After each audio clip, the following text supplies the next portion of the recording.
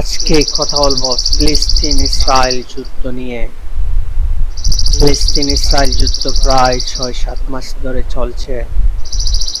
জায়নবাদী ইহুদি সন্ত্রাসীরা যেভাবে ফিলিস্তিনি জনগণের উপর বর্বর গণহত্যা চালাচ্ছে, এই আধুনিক যুগে তা মানব জাতির জন্য চরম ঘৃণ্যজনক অধ্যায়। এর চেয়ে লজ্জাজনক আর কি হতে পারে বিশ্ববাসীর জন্য? ইতিহাসের পাতায় জায়নবাদী সন্ত্রাসীদের এই যে কুকর্ম, এই যে গণহত্যা সাক্ষী হয়ে থাকবে বিশ্ব মোড়ল। আজ দখলদার ইহুদি সন্ত্রাসীদের অর্থ অস্ত্র দিয়ে যেভাবে গণহত্যায় পরোক্ষভাবে শরিক হচ্ছে, বিশ্ব কোনো মানবতা আছে বলে আর মনে হয় না। যারা গণতন্ত্র মানবতা সাম্যের কথা ফেরি করে বেড়ায়, বিশ্বের বিভিন্ন দেশে গণতন্ত্র প্রতিষ্ঠার জন্য অর্থ সম্পদ পুঁজি দিয়ে যেভাবে বিভিন্ন দেশের সরকারকে উৎখাত করে দেশে দেশে নৈরাজ্য তৈরি করে, তারা আজ কোথায়? তারা আজ উলঙ্গভাবে বর্বর ইহুদিদের সমর্থন দিচ্ছে। আমেরিকা, ইউরোপ ইহুদি জায়নবাদী সন্ত্রাসীদের হাতে জিম্মি।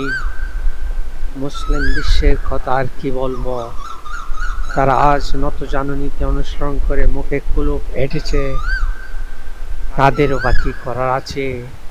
আরাম আয়েশে ব্যস্ত জীবন যাপনে তারা অভ্যস্ত হয়ে আজ তাদের জবান বন্ধ হয়ে গেছে। সবচেয়ে আশ্চর্যের বিষয়, সেই সব তথাকথিত জিহাদে মুসলিম যারা একসময় পৃথিবীর বিভিন্ন দেশ থেকে সিরিয়ায় পাড়ি জমিয়েছিল খেলাফত কায়েম করার জন্য, তারা আজ কোথায়? সেই সব আইসিস আজ কোথায়? যে আইসিস মুসলিম খেলাফত কায়েম করার জন্য মুসলিমদের হত্যা করেছিল, সেই আইসিস সিরিয়ার অদূরে মাত্র কয়েকশো মাইল দূরে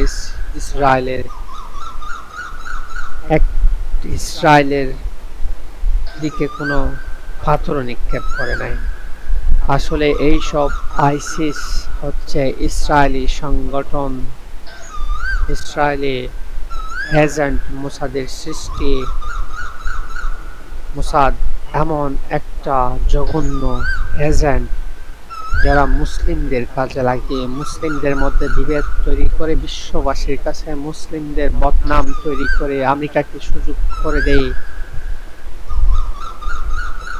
সবচাইতে বেশি দুঃখজনক হচ্ছে পৃথিবীর বিভিন্ন দেশে ছড়িয়ে ছিটিয়ে থাকা মুসলিমরা আজ বেখবর। এমন একটা বাপ আমাদের কিছু করার নেই, বা আমরা ড্যাম কেয়ার।